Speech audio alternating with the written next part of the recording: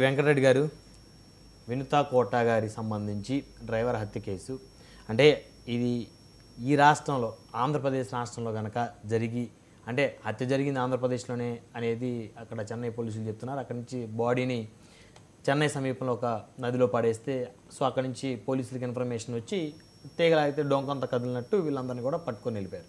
అది ఇన్వెస్టిగేషన్ ఆంధ్రప్రదేశ్లో కనుక జరిగి ఉన్నట్లయితే ఈ పాటికి ఎలాంటి పరిస్థితులు ఉండేవి? వైసీపీ వాళ్ళు చంపేసేవాళ్ళని చెప్పేసేవాళ్ళు.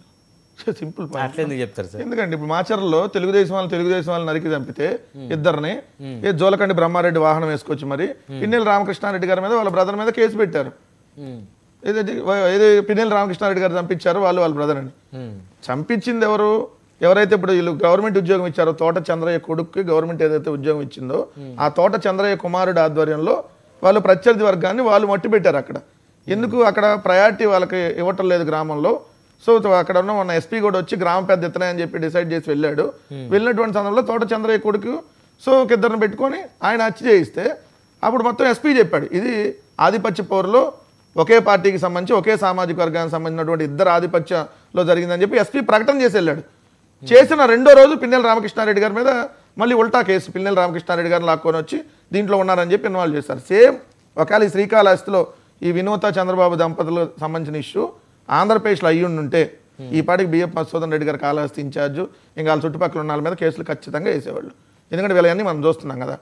ఇంకా ఆయన అదృష్టం బాగున్నట్టుంది అందుకని అది వాళ్ళు చెన్నై పంపించారు. దాన్ని అదృష్టం బాగుండకూడదు కాదంటే అసలు పంపించిందే చెన్నైకి అక్కడ ఉన్నటువంటి స్థానిక ఎమ్మెల్యే అనేటటువంటి ఆరోపణలు వస్తుంది. అదో పెద్ద మిస్టరీ. అంటే ఆరోపణలు ఎవరు చేస్తున్నారు? ఎవరు చేస్తే తమిళ మీడియా చేస్తుందండి. తమిళ మీడియా చేస్తుంది. ప్రభుత్వం మీద ఉన్న కాస్త వ్యతిరేకతతో ఏమన్నా చేస్తున్నారు అనుకోవచ్చా? ఎవరండి? తమిళ పోలీసులా? కాదు కాదు తమిళనాడు ప్రభుత్వం ఆంధ్రప్రదేశ్లో ఈ ఎన్డీఏ ప్రభుత్వానికి వ్యతిరేకంగానే ఉంటుందనే ఎవరు ఇష్టం వచ్చిందంటే వాళ్ళు అనుకోమండి సార్.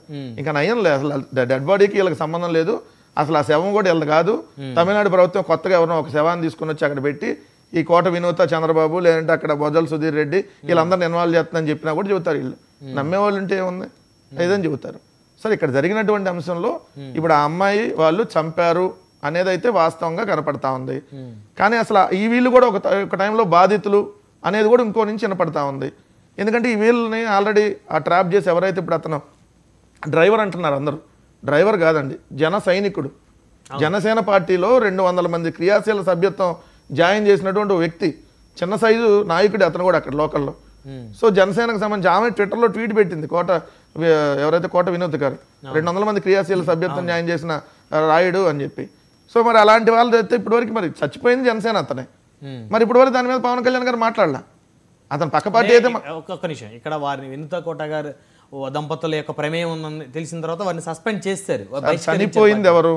జనసేన పార్టీ జనసైనికుడు. మరి ఎందుకు రియాక్ట్ కాల పవన్ కళ్యాణ్ గారు? వాళ్ళ జనసైనికుడే కదా చనిపోయింది. ఎందుకు ఇప్పటి వరకు రియాక్ట్ అయ్యి ఆ జనసైనికుడు మరణానికి సంబంధించి ఇప్పటి వరకు ఎందుకు మాట్లాడలా?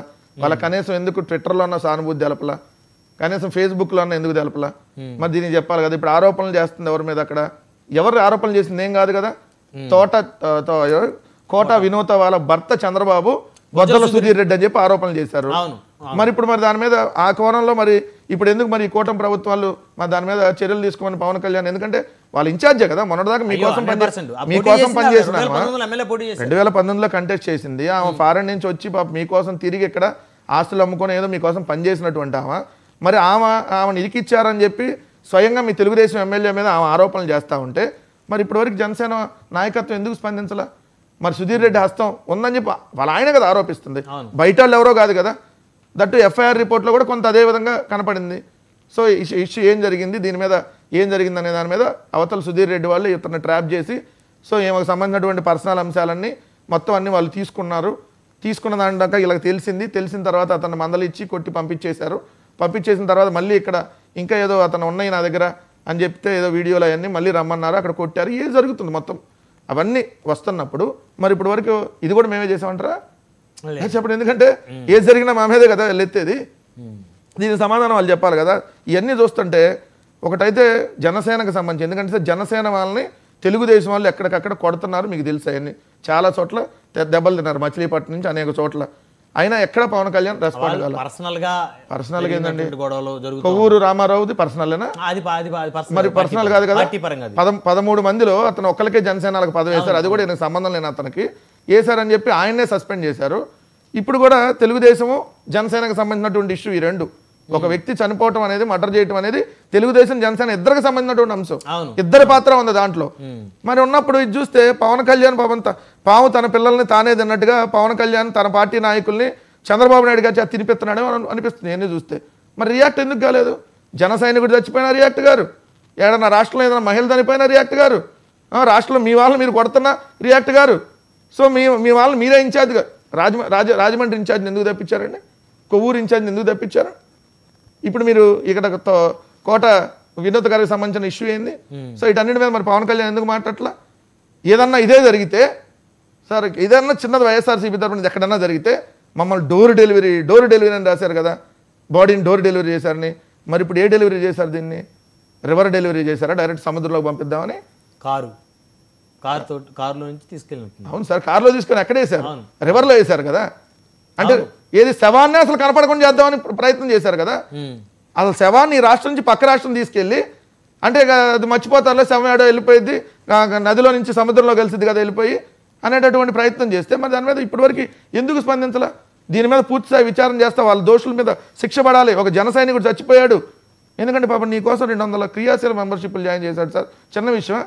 జనసేనలో 200 మంది క్రియాశీల మెంబర్షిప్లు ఒక డ్రైవర్ స్థాయిలోనో పిఏ స్థాయిలోనో ఉండి అతను చేశాడు నీ మీద అభిమానంతో. అంటే నీ జనసేన గుర్తు కూడా ఉంది కదా అతను చేయి మీద, నీ పార్టీకి సంబంధించిన గుర్తు కూడా వేసుకున్నాడు కదా. మరి మీరు ఇచ్చిన విలువ అదేనా ఆ శవానికి? చెప్పండి సార్. ఇప్పుడు నేను వినోద వాళ్ళ సంగతి చెప్పట్లేదు, వాళ్ళు తేలిన తర్వాత మాట్లాడదాం. అన్నిటికి సంబంధించి ఏం జరిగిందో పూర్తిస్థాయి వస్తుంది. ఇప్పుడు అక్కడి నుంచి ఇప్పుడు కేసు ఇక్కడికి డైవర్ట్ చేయాలి ఆంధ్రప్రదేశ్కి అనేది చెన్నై పోలీసుల మీద ఒత్తిడి చేస్తున్నారు. ఎందుకంటే ఇప్పుడు ఇద్దరు ఇరుక్కున్నారు కదా. ఇప్పుడు బొజ్జల సుధీర్ ఇరుక్కున్నాడు, అందుకని ఇక్కడికి తీసుకురావడానికి ప్రయత్నిస్తాను. ఇక్కడికి వస్తే ఉంది కొన్ని రోజుల తర్వాత ఎవరో ఆ ముగ్గురు మిగిలిన అక్కడ ఉంటే ఎమ్మెల్యే గారు కూడా విచారణకి వెళ్ళాలనే చర్చ కూడా నడుస్తూ ఉంది. సరే, తప్పు జరిగినప్పుడు ఖచ్చితంగా వెళ్ళాలి. దీంట్లో బొజ్జల సుధీర్ రెడ్డి పాత్ర ఉంది. బొజ్జల సుధీర్ రెడ్డితో పాటు కోట వినోద అండ్ చంద్రబాబు దంపతులు కూడా ఉంది. రైట్, దాని మీద మనతోటి ఉన్నారు కదా జనసేన వారిని అడుగుదాం.